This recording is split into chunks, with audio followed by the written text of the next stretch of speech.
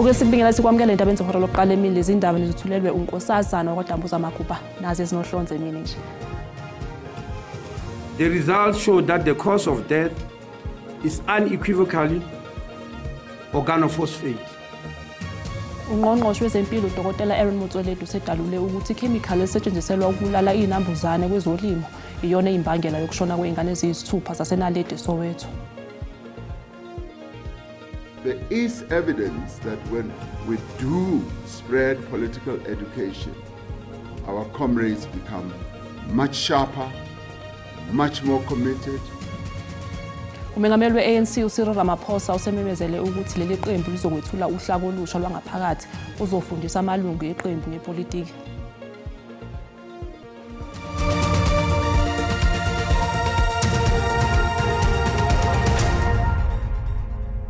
Ungqongqoshe wezempilo uDokotela Aaron Motsoaledi useqinisekisile ukuthi imbangela yokwedlula emhlabeni kweingane eziyisithupha zaseNaledi Soweto kwaba yichemical ebizwa ngokuthi yi-organophosphate. Namhlanje kuseni ungqongqoshe umemezele ukuthi i-organophosphate ingenye yama-chemicals asetshenziswa emkhakheni wezolimo ukubulala izilwanyana noma izinambuzane.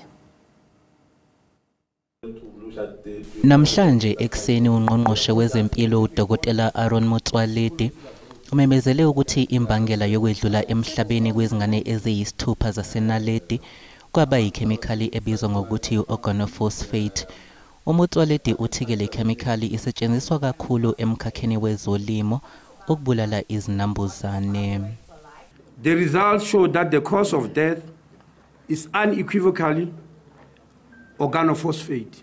Organophosphate is not one substance, but a group of substances which are usually used in agriculture. Ungqongqoshe wamaphoyisa uSenzo Mchunu uthi imindeni yezingane yazisiwe ngemiphumela yophenyo ngaphambi kokuthi idalulwe emphakathini. This we did out of respect of the families. We know they are grieving. We know it is painful. And I did speak to General Mtombeni after meeting the families about their reaction. Indeed, like in all circumstances involving death, it was quite a somber situation in the morning. Kusenjalo amaphoyisa aseGauteng aqinisekisile ukuthi abantu abane ebebeboshwe ngesonto eledlule eGoli beboshelwa ukudayisa ichemical engekho emthethweni badedelwe ngesixwayiso emva kokukhokha inhlawulo. Umbiko usihle Dlamini wezindaba ze-SABC. I-ANC seyethula uhlaka olusha lwangaphakathi uzofundisa ngepolitiki amalungu eqembu ngenhloso yokuthi aqonde kabanzi ngomlando kanye nangalokho kuyimigomo yeqembu. Lokhu kumenyezelwe ekuseni namhlanje eBoksburg umengameli weqembu uCyril Ramaphosa njengoba i-ANC iphothule umhlangano wayo okhethekile wamalungu esigungu esiphezulu obuqale ngoLwesihlanu. Sekunesikhathi eside i-ANC yahlongoza ukuthi kusungula uhlelo lokucijwa kwamalungu eqembu ngokufundiswa kwawo ngokujulile ngomlando kanye nangemigomo yenhlangano. Umengameli Ramaphosa uthi sekuyisikhathi sokuthi lolu hlelo lusatshalaliswe kusukela einhlakeni ze-ANC ongemaziko emazingeni aphansi kuya ezingeni lobuholi phezulu. Wengeze ngelokuthi lokhu kuzonqanda nomkhuba woqhekeko ngaphakathi eqenjini. There is evidence that when we do spread political education, our comrades become much sharper, much more committed, and it also sharpens and straightens out the ethics and the morals and the values of our organization. It enables comrades to even rid our organization of tendencies such as factionalism. uRamaphosa ubalule nokuthi uhlelo lokucijwa kwamalungu e-ANC luzovulela nethuba lokuthi afunde nangendlela yokuziphatha njengamalungu aqotho nathembekile nokuzoba nefuzela elihle ngokuziqhelanisa nezenzo athi ilimaza kakhulu iqembu okuyinkohlakalo kanye nokukhwabanisa. In the main, comrades will now be focusing more and more on the real issues that affect our organization. Our renewal moment is really poised to take this organization to uncharted waters. uRamaphosa uthi njengamanje iqembu libhekene nesimo esibucayi noma kunjalo unethemba lokuthi basazovuka baphinde bedlule esimweni ababhekene naso. Ukhomishana womnyango wezokuhlunyeleliswa kwezimilo uMahoti Thubagale uvakashele ijele iWestville eThekwini namhlanje. Lokhu njengoba kunezinsolo zokuthi iboshwe ithile ikhokhela ojele ukuze iphathwe kahle ngaphakathi. Ukuza kwethu lana Durban Management Area besele ukugqugquzela laba ababhalayo umatriculation the matriculants sithi kibo babhale kahle. Siyenze yonke into efanele siyenze ukuthi bafike kulesikhathi lesi or lesimo ebakuso namhlanje. So ngithi into enhle kabi yokuthi sibe neziboshwa ezikwazi ukuthi zifunde. Siyazi ukuthi babhekane nezigwebo la ngaphakathi kodwa bathathe ithuba lokuthi bafunde. Ukufunda kwabo kuyabanceda ekuqondiseni igwegwe. Umholi weqembu le-DA uJohn Steenhuisen uthi i-Eastern Cape kumele isungule ithimba elikhethekile elizobhekana ngqo namazinga aphezulu obugebengu esifundazweni. uSteenhuisen ubekhuluma nomphakathi waseGqeberha mayelana nobugebengu obukhahlameze ezokuvakasha eNelson Mandela Bay. This already written to Ian Cameron. We will obviously, when I return to Cape Town, raise this matter again with Ian Cameron to see what can be done from a National Police Portfolio Committee side, where he chairs, to be able to see what we can do to get more resources here. Secondly, there needs to be greater emphasis put on pressurising the Metro to come to the party in terms of protecting its asset and ensuring that it's done. And it really breaks my heart that the other three wheels are so willing and so determined. Well, the other two wheels are so willing and so determined, but the two wheels that we need the most are not present. And that is a huge issue. Ungqongqoshe wezokubusa ngokubambisana nezomdabu uVelenkosi Nhlabisa namhlanje ubamba isithangami nabendaba echaza kabanzi ngamalungiselelo okuqapha isimo sezulu esingesihle ikakhulukazi njengoba sekuthwasa ihlobo. uHlabisa uthi kufanele kubanjiswane ukugwema izigameko zokuphangalala kwabantu ngenxa yezinhlekelele zemvelo. uHlabisa uthi banqume ukubambisana nezinhlaka ezahlukene ukubhekana nezinselele zokuhlasela kwesimo sezulu esingesihle. Uphinde waphawula ngasohlangothini lokuthi kufanele abantu bazihloniphe izixwayiso zesimo sezulu ezisuke zikhishwe abaka South African Weather Service. Alerts are made by South African Weather Services. Let us respond swiftly. When people are requested to move away from areas that will be affected, let us get the maximum cooperation. uHlabisa unethemba lokuthi izoba khona imali yokusiza abakhahlamezekile kanye nokulungisa inqalasizinda. As part of the executive, there will be a substantial allocation in terms of grants to deal with the past disasters, including the levels at a municipality and provincial level. Unxusa abantu abakhahlamezekile ngaphambilini ukuba babekezelelane nomnyango njengoba bematasa nokuzama ukubuyisela isimo kwesejwayelekile kwezinye izindawo. Sisathe qhu ezitolo kanti uMasibuye sizokuphathela udaba oluthi. Where we find that there's been reports that are given that something wrong has happened, we definitely bring in law enforcement on our portfolio. Ungqongqoshe wezokuhlaliswa kwabantu uMamoloko Kupayi uthi umnyango wakhe uphezulu kwezinhlelo zokuqeda inkohlakalo ohlelweni lokuhlinzeka ngezindlu zomxhaso.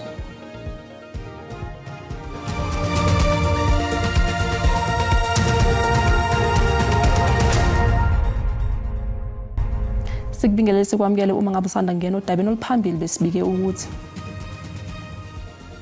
ungqongqoshe wezempilo uDkt Aaron Motsoaledi usedalule ukuthi ikhemikhali esetshenziselwa ukubulala izinambuzane kwezolimo iyona imbangela yokushona kwezingane eziyisithupha zaseNalede Soweto. Bukela sikhumbuza ukuthi lezi ndaba zikhona ku YouTube na ku SABC Plus, ngena kuzo uyicinga amagama athi SABC izindaba na kanjani uzoyithola. Ithimba lezomthetho eLimpopo lithi likulungele ukwenza isiqinisekiso sokuthi lesi sifundazwe asinabo ubugebengu lesi sikhathi samaholide kaChristmas. Njengenjwayelo izinkulungwane zezivakashi zilindeleke ukuthi zitheleke esifundazweni kulesikhathi samaholide kaKhisimusi. Abezomthetho bazoqapha ngeso lokhozi imikhuba yobugebengu bokuduna kwezimoto, ukugqekezwa kwezindlu nokugetshengwa kwamabhange. Uhulumeni wesifundazwe uphinde wazwakalisa ukhathazeka ngabawela imingcele ngokungemthetho ngalesi sikhathi sonyaka. Some of the citizens in those counties, because not everybody is a criminal in their own country, but they are, unfortunately, most of those, the mere fact that they can cross the border illegally, that's the first crime that they've committed. And BMA, you are here. Please arrest these people. Iziphathimandla zamaphoyisa zithi ubugebengu obufana nokuhlukunyezwa kobulili, ukudlwengula nokugqekeza kuthanda ukwanda kulesikhathi. Issues of the trio crimes, the robberies, both your house robberies as well as your residential robberies and even carjacking. These are the crimes that are prevalent this time because people are on the street, people are walking day and night and in the name of being safe. Amalungu omphakathi athi yakhathazeke kakhulu ngokwenyuka kwezigameko zokugqekezwa kwezindlu ngesikhathi samaholide kaKhisimusi.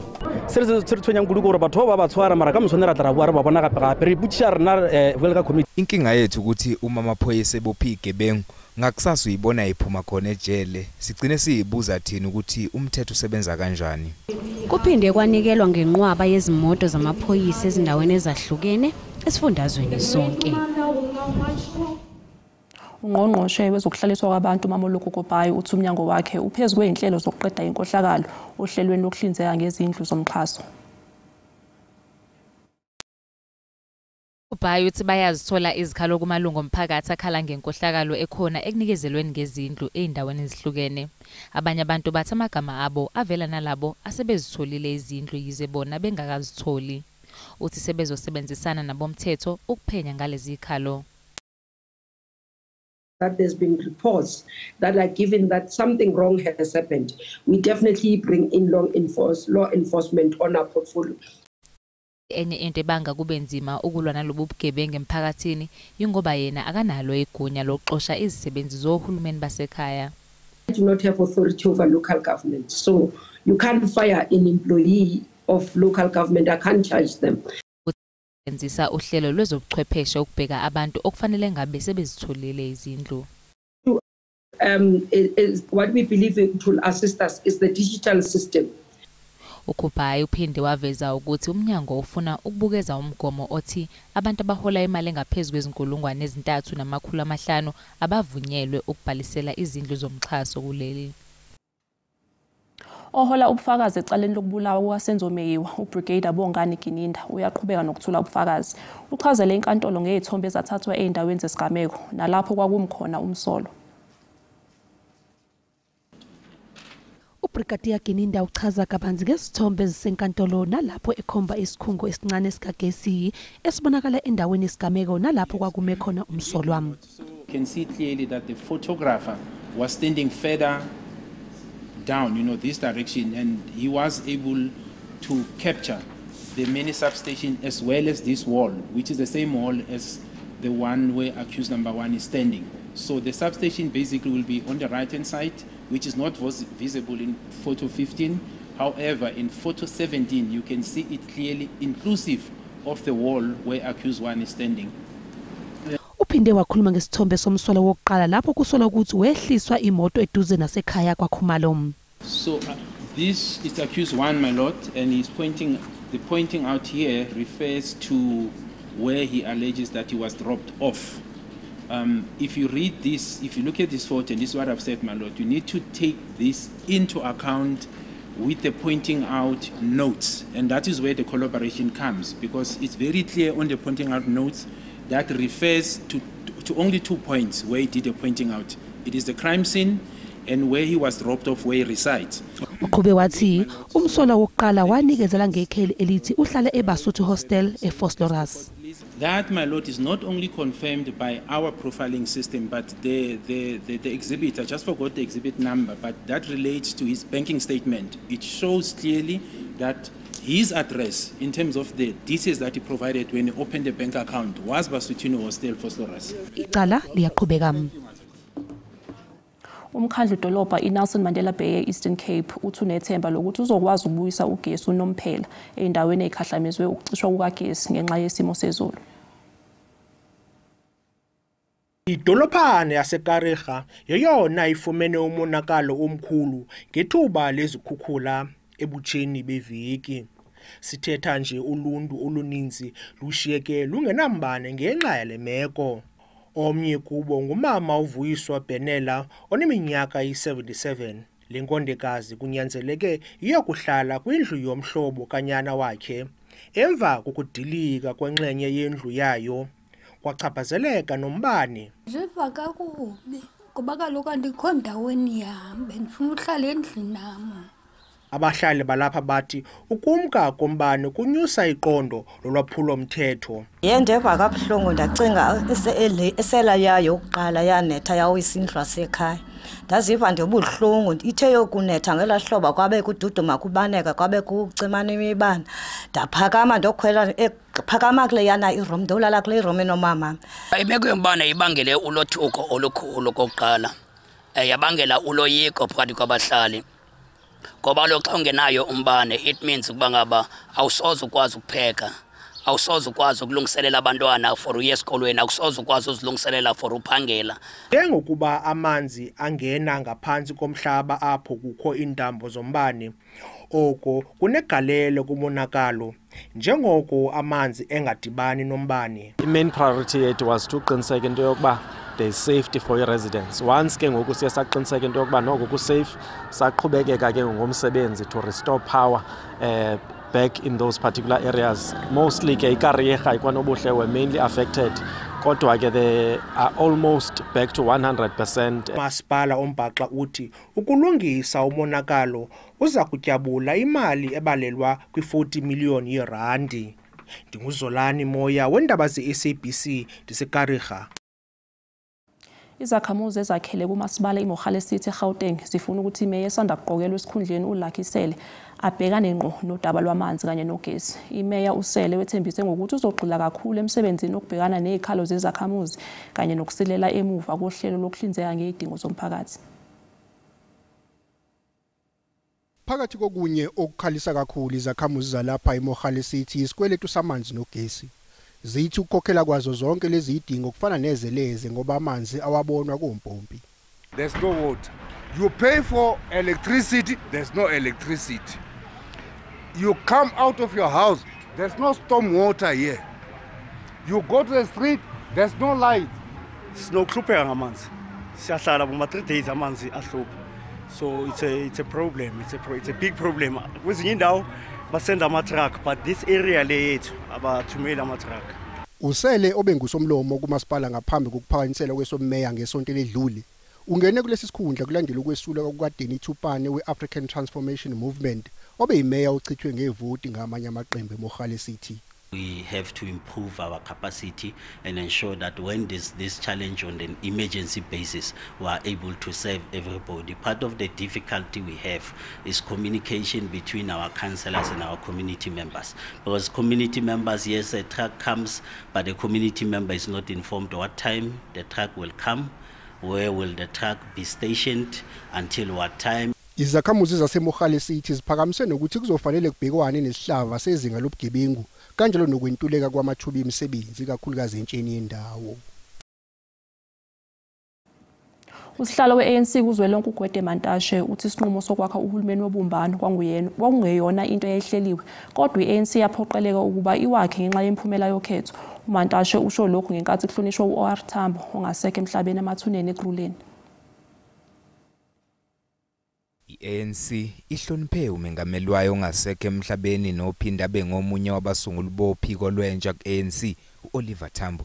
Usihlalo we-ANC kuzwelonke uGwede Mantashe uveza ukuthi i-ANC yagcina ingene ekhulumeni obumbano ngenxa yemphumela eyayithola okhethweni. Struggling in a terrain that is not of our own choosing. It's a terrain that was imposed on us by the fact that we lost the majority. And the GNU is a consequence, it's not a plan. Usihlalo we-ANC esifundazweni eGauteng Panyaza Lesuf ufunge wagomela ekutheni yena ngeke athengiswe ngomlando wenqalabutho eingasekho. To him to declare to him that unfortunately on the 29th of May this year we suffered a major setback. We owe it to him to declare to OR Tambo that regardless of this setback, regardless of this pain, regardless of these difficult challenges, betrayal is not an option. Tambo ukhulume ngothanda yenalo ngemfundo nangezwe uTambo. About Oliver Tambo, and we talk about the excellence of his character, the determination, the drive that he had, the self-sacrifice that many have spoken about here. Uchazwe njengenkakha enomlando omuhle noneqhaza kakhulu kubantu bakuleli nabakwamanye amazwe. Umhlahlo wesimo sezulu uyalandela emva kwekhefu.